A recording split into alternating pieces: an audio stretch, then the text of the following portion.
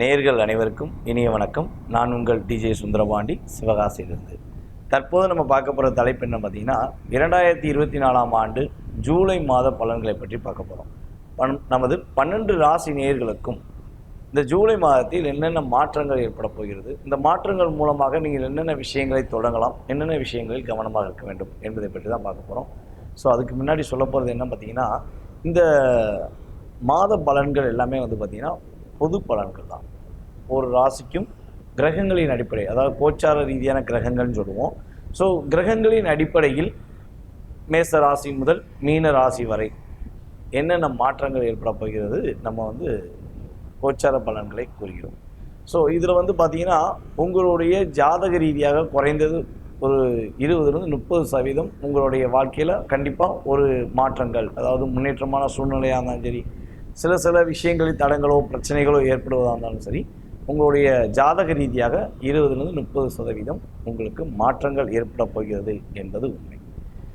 ஆனால் உங்களுடைய சுய ஜாதகம்னு சொல்லி ஒன்று இருக்கும். நீங்கள் பிறந்த நேரம், பிறந்த வருடம், மாதம், பிறந்த ஊர், இதெல்லாம் வச்சு நம்ம என்ன பண்ணோம்னா ஜனனகால ஜாதகம் அப்படின்னு நிர்ணயம் பண்ணுவோம். அந்த ஜாதகத்தின் அடிப்படையில் உங்களுடைய அனைத்து விதமான கேள்விகளுக்கும் உறுதியாக துல்லியமாக உங்களுக்கு கணக்கிட்டு கூற முடியும் என்பதை கூறிக்கொள்கிறேன். மேலும் இந்த கோச்சார பலன்கள் மூலமாக என்னென்ன விஷயங்களில் மாற்றம் ஏற்பட போகுது அப்படிங்க தெரிஞ்சுக்கிட்டோம்னா, இப்போ நம்ம ஒரு இந்த மாதம் புதுசாக ஏதாவது தொடங்கலாம்னு நினச்சிக்கலாம், அல்லது ஏதாவது ஒரு புதுசாக வீடு வாங்கலாமான்னு நினைக்கலாம். மேபி ஏதோ ஒரு விஷயத்தை நம்ம ஒவ்வொரு மாதங்களும் ஒவ்வொரு விஷயங்களை செய்யணும்னு ஆசைப்படுவோம். ஸோ அந்த ஆசைகளுடைய செயல்பாடு இந்த கோச்சார கிரகங்கள் உங்களுக்கு எந்த அளவுக்கு சாதகமாக இருக்கின்றன என்பதை பற்றி இந்த வீடியோவில் முழுமையாக சொல்ல போகிறோம். கட்டாயமாக இந்த வீடியோ முழுமையாக பாருங்கள்.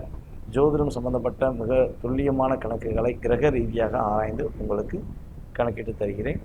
கிட்டத்தட்ட 13 வருட காலமாக ஜோதிடத்துறையில் பயணித்து வருகிறேன். இன்னும் படித்து கொண்டிருக்கிறேன் கூட சொல்லலாம். ஏன்னா ஜோதிடம் என்பது மிகப்பெரிய ஒரு கடல். அந்த கடலை கற்றுக்கொண்டேன் என கூறுவது என்பது அந்த அளவுக்கு சாத்தியம் அல்ல. யாராக இருந்தாலும் சரி, எவ்வளோ பெரிய ஜாமுவானாக இருந்தாலும் சரி, இன்னும் ஜோதிடத்தை கற்றுக்கொண்டு தான் இருக்கிறார்கள். அதே போல் அடியனும் கற்றுக்கொண்டு தான் இருக்கிறேன். ஸோ அதன் அடிப்படையில் நான் கற்றறிந்த சில விஷயங்களை உங்களுக்கு மாத பலன்களாக, கோச்சார ரீதியான மாத பலன்களாக தருகிறேன். ஓகேவா? சரி, இப்போ நம்ம இந்த ஜூலை மாதத்தில் கிரகங்களின், கோச்சார கிரகங்களின் அடிப்படை எப்படி இருக்கிறது, அதாவது மேச ராசி முதல் மீன ராசி வரை எந்தெந்த ராசிகளில் ஜூலை மாதத்தில் கிரகங்கள் அமர்ந்திருக்கின்றன என்பதை பற்றி பார்ப்போம். மேச ராசியில் மேச ராசியின் அதிபதியான செவ்வாய் பகவான் அமர்ந்திருக்கிறார். செவ்வாய் பகவான் பார்த்திங்கன்னா 12ஆம் தேதி வரையும் மேச ராசியில் அமர்ந்திருப்பார். அதுக்கப்புறம் பார்த்திங்கன்னா ரிஷப ராசிக்கு இடம்பெறுவார். அப்போ 12ஆம் தேதி வரையும் செவ்வாய் பகவான் மேச ராசியிலும், அதே போல் நமது குரு பகவான், அதாவது அனைவருக்குமே மிக பிடித்தமான கிரகம் அப்படின்னு பார்த்திங்கன்னா குரு பகவானை தான் நம்ம ரொம்ப விரும்புவோம். ஸோ அதை ஒரு சுப கிரகம் அப்படின்னு சொல்லுவோம். சுப கிரகமான குரு பகவான் ரிஷப ராசியில் அமர்ந்திருக்கிறார் என்ன பார்க்கிறோம். அதே போல் பார்த்திங்கன்னா சூரிய பகவானை வச்சு தான் ஒவ்வொரு மாத பலன்களுமே எடுத்துக்கிட்டு இருக்கோம். சூரிய பகவான் தான் தலைமை கிரகம். நவகிரகங்களின் அதிபதியாக விளங்குவரே சூரிய பகவான் தான். ஸோ சூரிய பகவான் மிதுன ராசியில் 17ஆம் தேதி வரையும் மிதுன ராசியில் அமர்ந்திருப்பார். 17க்கு அப்புறம் சூரிய பகவான் என்ன பண்ணுறாருன்னா மிதுன ராசியிலிருந்து கடக ராசிக்கு பயணிப்பார் என பார்க்கிறோம். தமிழ் மாதம் என்னைக்கு பிறக்குதோ அந்த மாதம்தான் சூரிய பகவான் ஒரு ராசியை விட்டு இன்னொரு ராசியை விட்டு கடந்து செல்வார் என்பது உண்மை. ஸோ அப்போ இந்த ஜூலை மாதத்தில் ஆனி மாதம் ஓடிக்கிறது. இந்த ஆனி மாதமானது 32 நாட்கள் இருக்கும். ஸோ இந்த ஆனி மாதத்தில் 32 நாட்கள் இருக்கிறனால சூரிய பகவான் 17 நாட்கள் வரையும் மிதுன ராசியில் அமர்ந்திருப்பார். ஏன்னா இது பார்த்திங்கன்னா மிகப்பெரிய ராசி அப்படின்னு சொல்லுவோம். மிதுன ராசி மட்டும். ஏன்னா ஆனி மாதம் என்னைக்கு வருதோ அன்றைக்கி தான் தமிழ் மாதத்தில் 32 நாட்கள் உண்டு. இது தமிழ் மாத பலன்கள் சொல்லும்போது உங்களுக்கு தெளிவாக சொல்லியிருப்போம். ஸோ அதே போல் பார்த்திங்கன்னா மிதுன ராசியில் சூரிய பகவான் கொஞ்சம் அதிக நாட்கள் இருப்பார். அப்படிங்கும்போது கடகராசிக்குள் அவர் 18ஆம் தேதியிலிருந்து பயணம் செய்வார் என்பது பார்க்கிறோம்.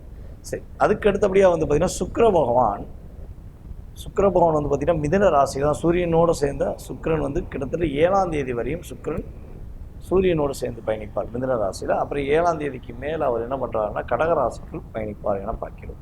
ஸோ அதே போல் புதன் பகவான் கடகராசியில் கிட்டத்தட்ட 18ஆம் தேதி மேல் அவர் கடகராசிக்கு பயணித்துட்டு அதுக்கப்புறம் சிம்ம ராசிக்கு மாறுகிறார். கன்னி ராசியில் கேது பகவான். கேது பகவான் வந்து ஆல்ரெடி பார்த்திங்கன்னா நவம்பர் மாதம் பயிற்சியானவர் அதே கன்னி ராசிக்குள்ளே உட்காந்துருக்காரு. ஸோ கன்னி ராசியில் கிட்டத்தட்ட வந்து நவம்பர் மாதத்துலேருந்து 1.5 வருட காலம் கேது அங்கே தான் அமர்ந்திருப்பார். எப்பவுமே கேது பகவான் எங்கே அமர்ந்திருக்காரோ அதுக்கு எதிர் திசையில், அதாவது அதனுடைய 7ஆம் பாவகத்தில் ராகு அமர்ந்திருப்பார் என பார்க்கிறோம். ஸோ அப்போ ராகு பகவான் வந்து பார்த்திங்கன்னா மீன ராசியில் அமர்ந்திருக்கிறார் என பார்க்கிறோம். இதில் இந்த சனி பகவான் இருக்கார் பார்த்தீங்களா, சனி பகவான் வந்து கிட்டத்தட்ட இப்போ கும்ப ராசியில் அமர்ந்திருக்கிறார். சனி பகவான் வக்கர நிலையில் அமர்ந்திருக்கிறார். கும்ப ராசியில் வக்கர நிலையில் அமர்ந்திருக்கிறார் என பார்க்கிறோம். ஸோ இந்த கிரகங்களின் அடிப்படை சந்திர பகவானை தவிர்த்து மற்ற ஏனைய கிரகங்களின் அடிப்படையில் நம்ம வந்து பலன்களை கணித்து குறிப்பிடுகிறோம். ஸோ இப்போ வந்து இந்த வீடியோ நீங்கள் முழுசாக பார்த்தீங்கன்னா உங்களுக்கு இந்த மாதத்தில் ஏற்படுகின்ற மாற்றங்களும் முன்னேற்றங்களும் உறுதியாக அறிந்து கொள்ளலாம் என கூறுகிறேன். வாங்க நம்ம வீடியோக்குள்ளே போகலாம். துலாம் ராசி நேயர்களுக்கு 2024ஆம் ஆண்டு ஜூலை மாத பலன்களை பற்றி பார்க்க போகிறோம். துலாம் ராசி தன்னுடைய வாழ்க்கையில் சரியான முறையில் எந்த ஒரு விஷயத்தையும் நீதி தவறாமல் நேர்மை தவறாமல் கரெக்டாக ஃபாலோ பண்ணி போனவங்க நல்ல ஒரு முன்னேற்றத்தை அடைவார்கள். ஆனால் எப்பவுமே வந்து பார்த்திங்கன்னா நீதிக்கும் நேர்மைக்கும் ஒரு விதமான அழுத்தம் உண்டு என்பதை நாம் பார்த்துருக்கோம். எந்த இடத்துல உண்மை இருக்கோ அந்த இடத்துல அதிகமான அழுத்தமும் ஒரு கவலைகளும் இருக்க தான் செய்யும். ஆனால் அதையும் கடந்து வெற்றி பெறுவர்களில் நீங்கள் ஒரு முதன்மையானவர்கள் என கூறலாம். துலாம் ராசியில் உள்ள நட்சத்திரங்கள் என்று பார்க்கும்போது சித்திரை நட்சத்திரம் துலாம் ராசியில், அதுக்கடுத்தபடியாக வந்து பார்த்திங்கன்னா சுவாதி நட்சத்திரம், அதுக்கடுத்தபடியாக வந்து விசாக நட்சத்திரம் துலாம் ராசியில் இருக்குது. துலாம் ராசியில் ஒரு உச்சம் பெற்ற கிரகம் அப்படின்னு பார்த்தீங்கன்னா சனீஸ்வர பகவான் துலாம் ராசியில் உச்சம் பெறுகிறார். அதனால தான் வந்து பார்த்திங்கன்னா யாருக்குமே கிடைக்காத ஒரு பொக்கிஷம் தராசு, அதாவது எந்த பக்கமும் நான் நீதி தவறாமல் சரியான முறையில் ஒரு முடிவு எடுப்பேன் அப்படிங்கிற தன்மையில் சனி பகவான் உட்கார்ந்துருக்கனால தான் அவங்களுக்கு துலாம் ராசிக்கு தராசு கொடுக்கப்பட்டது. ஸோ அதே போல் வந்து பார்த்திங்கன்னா துலாம் ராசியில் வலிமை அடையக்கூடிய கிரகம் அப்படின்னு பார்த்தா சனி பகவானை பார்த்தோம். வலிமை இழக்கக்கூடிய பவர், தன்னுடைய வலிமையை இழக்கக்கூடிய கிரகம் வந்து பார்த்திங்கன்னா சூரிய பகவான் தன்னுடைய வலிமையை இழக்கிறார் என்று பார்க்கிறோம். ஸோ அதுக்கடுத்தபடியாக துலாம் ராசியின் அதிபதி யாருன்னு பார்த்திங்கன்னா சுக்கிர பகவான். இதுதான் துலாம் ராசியில் மிக முக்கியமான செயல்பாடுகள். இந்த துலாம் ராசிக்கு இந்த ஜூலை மாத பலன்கள் எப்படி இருக்க போகுது அப்படின்னு பார்க்கும்போது குடும்பத்தில் ஏதோ ஒரு விஷயத்தில் இருந்த ஒரு கவலையும் ஒரு மன அழுத்தமும் விலகுவதற்கான ஒரு வாய்ப்பாக இந்த மாதத்தை எடுத்துக்கொள்ளலாம். ஒரே போராட்டமாக இருக்குது, ஒரே மன அழுத்தமாகவே இருக்குது அப்படின்னு நினச்சிக்கிற துலாம் ராசிக்காரர்களுக்கு இந்த மாதத்தில் நல்ல ஒரு மாற்றமும் முன்னேற்றமும் அடையக்கூடிய சூழ்நிலைகள் உண்டு. வாழ்க்கையில் முன்னேற்றம் உண்டா அப்படின்னு எதிர்பார்த்தீங்க அப்படின்னா இந்த கோச்சார ரீதியான பலன்கள் மூலமாக உங்களுக்கு கட்டாயமாக ஒரு நல்ல விதமான முன்னேற்றத்தை ஜூலை மாதம் கொடுக்க போகிறது. சமூக சிந்தனை உங்களுக்கு இந்த மாதம் ரொம்ப அதிகமாக இருக்கும். எதையா ஒரு விஷயம், ஒரு சின்ன பிரச்சனைனா கூட என்ன பண்ணுவீங்கன்னா நீங்கள் அதை வழி நடத்தி தன்னுடைய திறமை மூலமாக அது நல்ல ஒரு செயலாற்றலை புரிவதற்கான வாய்ப்பு உங்களுக்கு கிடைக்கப் போகிறது என்று பார்க்கிறோம். சமூக சிந்தனையாளர் என கூட இந்த மாதம் உங்களை கூப்பிடுவாங்க. எல்லாருமே பரவாயில்லையே, இந்த சமூகத்தை பற்றி அதிகமாக யோசிக்காரே, அது இவருடைய சிந்தனையில் இருந்துட்டும் சூப்பராக இருப்பார் அப்படின்னு சொல்லக்கூடிய தன்மையில் உங்களுடைய செயல்பாடுகள் இருக்கும். அதேபோல் பிறருடன் இருந்த கருத்து வேறுபாடு, இப்போ நண்பர்கள்ட்ட ஏதாவது கருத்து வேறுபாடு இருந்திருக்கலாம், அல்லது நீங்கள் வேலை பார்க்குற இடங்களில் உங்களுடைய சக தோழர்களிடம் உங்களுக்கு ஏதாவது சின்ன சின்ன கருத்து வேறுபாடுகள் இருந்திருக்கலாம். ஸோ இந்த கருத்து வேறுபாடுகள் விலகி நீங்கள் ஒற்றுமையாவதற்கான சூழ்நிலைகளை கிரகங்கள் உங்களுக்கு கொடுக்கின்றன என்று பார்க்கிறோம். அதேபோல் தொழிலில் ஒரு வளர்ச்சியான தன்மைகள், தொழிலில் ஏற்பட்ட தடைகளை நீக்கி ஒரு வளர்ச்சி பெறக்கூடிய அமைப்பில் உங்களுக்கு நல்ல ஒரு முன்னேற்றமான சூழ்நிலைகள், பொருளாதாரத்தில் ஒரு நல்ல ஒரு முன்னேற்றமான சூழ்நிலைகள்லாம் உங்களுக்கு ஏற்படும். அலுவலகத்தில் உள்ள சின்ன சின்ன சண்டைகள் சச்சரவுகள் எல்லாம் விலக போகுது.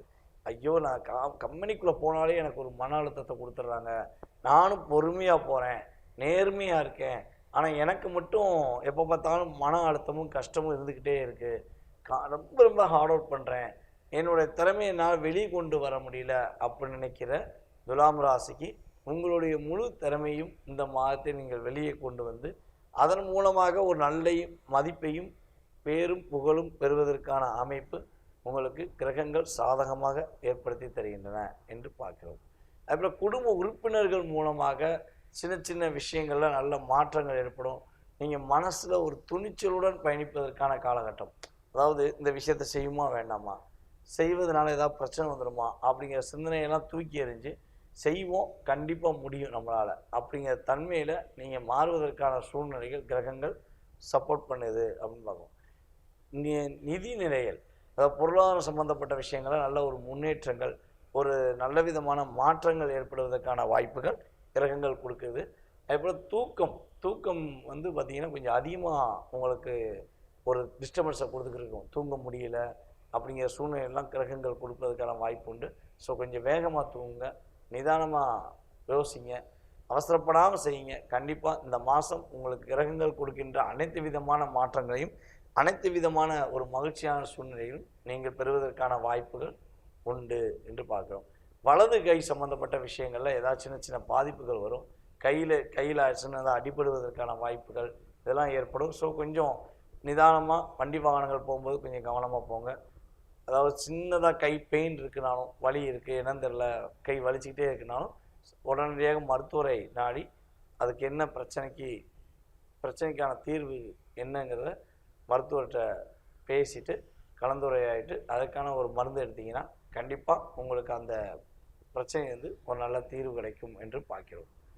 இப்போ துலாம் ராசிக்கு சந்திராஷ்டமம் ஜூலை மாதத்தில் என்னைக்கு ஏற்படுது அப்படின்னு சொல்லி பார்க்கும்போது, துலாம் ராசிக்கு கிட்டத்தட்ட பார்த்திங்கன்னா 4ஆம் தேதி முதல் 4, 5 மற்றும் 6ஆம் தேதி மதியம் வரையும் துலாம் ராசிக்கு சந்திராஷ்டமம் இருக்கிறது.